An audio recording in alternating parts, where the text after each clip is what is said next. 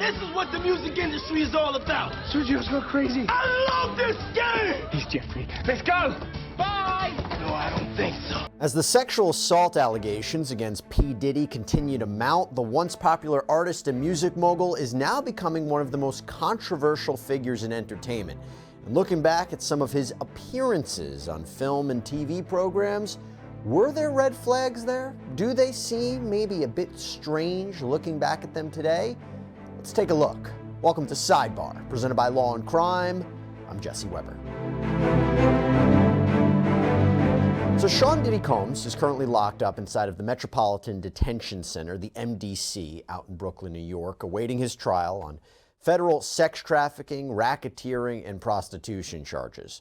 With all of the allegations against the disgraced rapper just continuing to pile on, including lawsuit after lawsuit accusing him of sexual assault and rape, including with respect to minors, if we take all of these allegations as true, were there warning signs? And when you think about that, Combs has been in the public eye for quite some time. He has made so many appearances over the years in TV and film programs. The question becomes, was there anything there? Looking back, were there clues? Again, taking all of the allegations as true.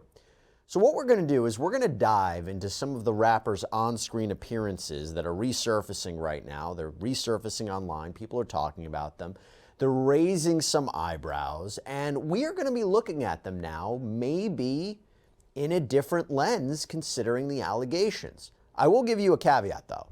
To be clear, not only is Sean Combs innocent until proven guilty, and he hasn't been found guilty of anything as of yet, and he also hasn't been found liable of any of the allegations in any of these lawsuits.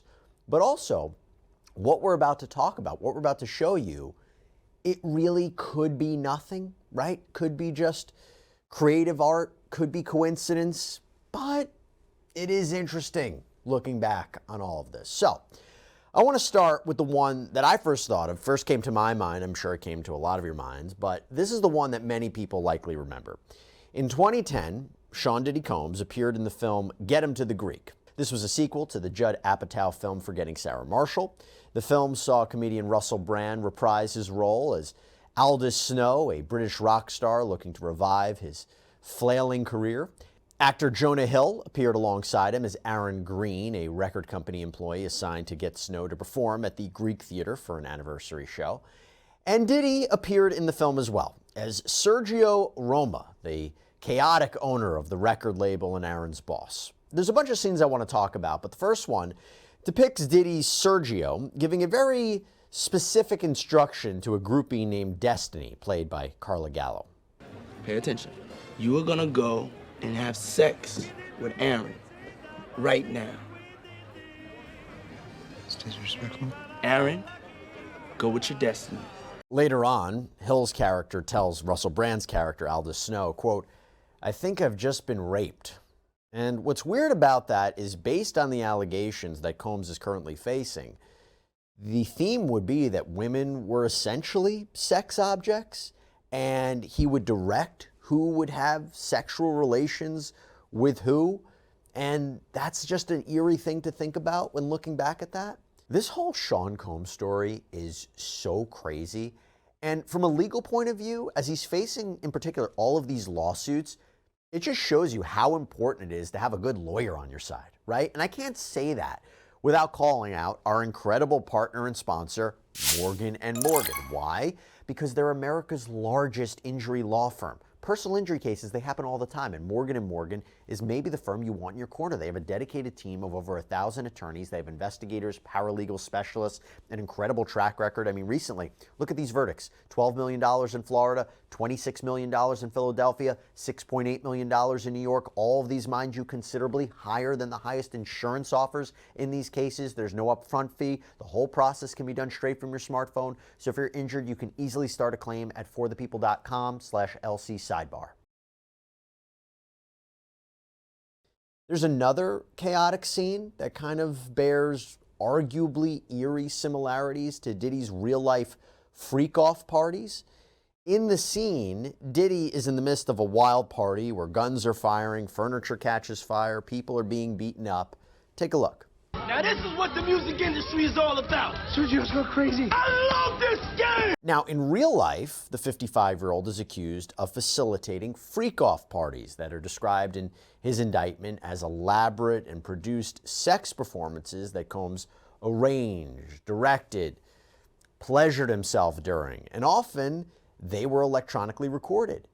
The allegations of these gatherings are just one example of a variety of claims made against the rapper, but there are even more similarities to the allegations in real life than just these parties, how they're depicted in the film. Because in the scene that follows the previously mentioned chaotic party one, Brandon Hill's characters are seen trying to escape while Diddy's character pursues them down a hallway. This is the longest hallway of all time! It's Ricky! You cannot outrun me! Yeah, now why that might seem so familiar but also incredibly disturbing and chilling and creepy is that it might be because there was a very similar scenario that is mentioned in the now settled lawsuit filed by Diddy's ex-girlfriend Cassandra Ventura. In that lawsuit filed last November, Ventura alleged that he, quote, followed her into the hallway of the hotel while yelling at her. He grabbed at her and then took glass vases in the hallway and threw them at her, causing glass to crash around them as she ran to the elevator to escape. Now, this wasn't just an allegation in a lawsuit, because what happened in May of this year? CNN publishes this 2016 videotape seemingly portraying exactly what was just described in that lawsuit. This is video that's captured on hotel surveillance footage from the Los Angeles Intercontinental Hotel, and it shows Diddy wearing a robe, physically assaulting Cassandra Ventura during an altercation, kicking her, punching her, dragging her, throwing vases. Now, this 2016 incident is 6 years after this movie, but the parallels there, I mean, my gosh, that's why people are talking about this scene. Now, there's another scene in the film that I have to talk about, and it bears kind of a similarity to one of the allegations that Combs is facing, that he would force people to take drugs during these freak-off parties. So the scene that I'm talking about depicts Aaron, this is again Jonah Hill's character, calling Sergio, P. Diddy's character, to tell him that Aldous Snow, Russell Brand, is forcing him to smuggle drugs for him onto a plane. And I want you to listen to how Diddy's character responds to all of this. It's only a little bit of heroin in your Nobody's gonna die. You know what you signed up for. And again, in real life, Diddy is accused of forcing people, and maybe I should say more specifically, forcing his employees to carry around drugs. That was one of the main allegations put forward in Lil Rod Jones' lawsuit. And as mentioned in the indictment, it reads, Combs' business employees facilitated the freak-offs by stocking the hotel rooms in advance with the required freak-off supplies, including controlled substances. And by the way, back in April, Diddy's alleged drug mule, Brendan Paul, was charged with felony cocaine and marijuana possession after those substances were found in his travel bags. He ended up taking a plea deal in order to avoid jail time. But there's something I have to say about this. As we are making comparisons to Diddy's character and what he's accused of in real life, I think a fair question is, why was all of this in the movie? Is it just a coincidence? Maybe it was Diddy suggesting to the producers and the creators, the writers, the director that, hey, look, this is what the lifestyle looks like. This is how we should portray it. Maybe. Or if the allegations are true, again, if the allegations are true, was this kind of an open secret about what Diddy was about? Was this kind of a play on that in a way? Which would be a really disturbing thing to think about, because that's been a big point of conversation. How many people knew what Diddy was doing or what Diddy is accused of doing? That's been a main point of conversation. Or really, this could just be crazy party lifestyle, we took creative liberties, and now it's just weird coincidence with everything that we're seeing. Don't really have an answer for you. I don't. Just something interesting to think about. But moving on. Following his major role in Get Him to the Greek, Diddy made a guest appearance in a TV show, season 1 finale of the ABC show called Blackish. This was back in 2015. And he portrayed a gangster known as Elroy Savoy. And the episode takes place in the past as Pops, played by Lawrence Fishburne, tells a story of an ice delivery man, played by Drexler Johnson, who ends up on a collision course with Harlem club owner Savoy. And as soon as we see Diddy on screen, his character makes a startling demand. Send 2 women and 4 bottles to the G-Man at table 6. And throughout the episode, Diddy's character makes threats, he verbally assaults workers, and he makes one reference to having control over the women at the club. What you doing? You trying to make time with my girl? And I'm sorry, Mr. Savoy, but I thought Maribel was your girl. They all my girls. Except for that one right there. Again, the allegations that Combs currently faces is that he uses force, fraud, coercion, violence to get what he wants, to control women, to sexually abuse women. So you could see again how it's a little strange. And perhaps not necessarily eerie, but the episode does actively blur the lines between the character and Diddy himself with references to Diddy's own music and record company, Bad Boy Records. Now, in fairness, the other side of it is this is Diddy playing a gangster. Isn't this how he's expected to act? Isn't this what a gangster does? I'm sure there will be others who will say, well, why is he so good at it, right? I don't know. All right, but let's actually talk about another guest appearance made by the disgraced rapper. This is back in 2012. It's the show It's Always Sunny in Philadelphia. And the sitcom revolves around 5 friends who own an Irish pub in Philadelphia, and they're often disastrous attempts to navigate the adult world. It's hilarious. And in the episode titled Charlie's Mom Has Cancer, Diddy guest stars as the character Dr. Jinx, a smooth-talking musician who lives in a storage unit. And the gang pays him a visit under the assumption that he's an actual doctor that can help Charlie's mom, to which Diddy's character happily plays along. And he resorts to asking questions that are sexual in nature to diagnose Mac, played by Rob McElhenney, who has an eczema condition. When you was in Kensington, did you have intercourse with any hoes, ladies of the nights, or prostitutes? No. He actually ends up treating that condition with a home remedy that turns out to be nothing more than a pesticide.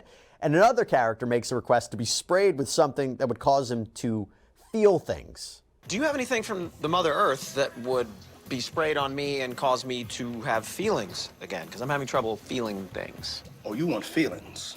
So kind of strange because we talk about Sean Combs' allegations that he drugs people. There was also allegations that the baby oil, the lubricant, might have been laced with drugs as well.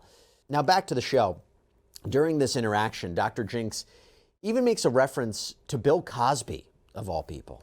Your parents ain't let you watch the Cosby Show when you was coming up? Oh, my parents would never have let me watch something like that. Now, what's unsettling about that is that this episode was released in 2012, and at that point, there were already allegations of Cosby drugging and assaulting women that had already been out for years. But now let's talk about another guest appearance made by Sean Diddy Combs. And this depicts him in a scene that resembles his infamous white parties. So in 2009, Combs appeared as a guest star in an episode of CSI Miami. This is where he played defense attorney Derek Powell. And the show centers around the investigative team led by Horatio Caine, played by David Caruso. I actually thought the show was phenomenal back in the day. Anyway, they worked to solve crimes in the greater Miami area. It was a really big hit. In the episode Sink or Swim, Diddy's character opposes Caine's team in a very important case, but he ultimately ends up providing them with crucial information. But here's the interesting part about this episode.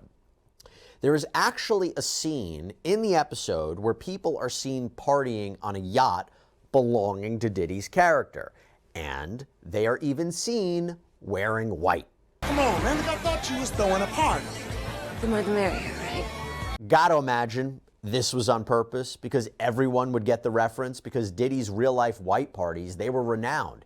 These series of lavish, all-white attire events that took place in the early 2000s. The first white party was thrown on September 7th, 1998 at Diddy's mansion in the Hamptons. Notable attendees of the parties included Leonardo DiCaprio, Jennifer Lopez, Howard Stern, Beyonce, Jay-Z, Mariah Carey, Aretha Franklin, Kim Kardashian. I could probably do a full hour where I just list all the names of people that were at these parties. Having said that, recent allegations suggest that these parties were really a facade that allowed for nefarious criminal conduct to occur.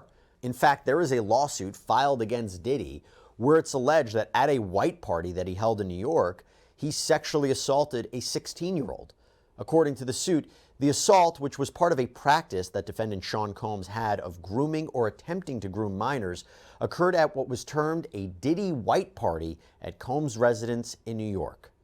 And by the way, looking at this yacht clip as well, what's also strange is we know that Sean Combs' son Christian has been sued for allegedly sexually assaulting a steward on Combs' chartered yacht.